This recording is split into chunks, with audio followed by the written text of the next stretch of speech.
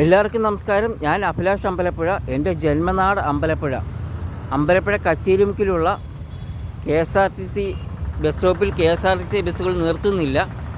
ബസ്സുകൾ നിർത്തുന്നത് KK കുഞ്ചുവിള memorial ഹൈസ്കൂളിന് മുൻവശമാണ് നിർത്തുന്നത്.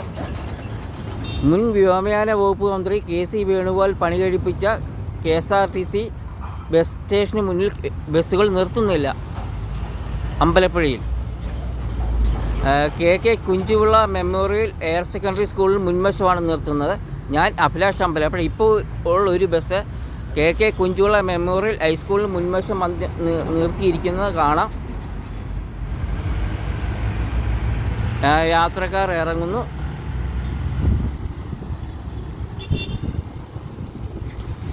അപ്പോൾ ഈ യാത്രക്കാർ ഇപ്പോൾ ഇറങ്ങുന്ന ഭാഗത്തെ വെയിലും മഴയും കൊള്ളാത്ത ഒരു താൽക്കാലിക ബസ് സ്റ്റോപ്പാണെന്ന് കരുതുന്നു.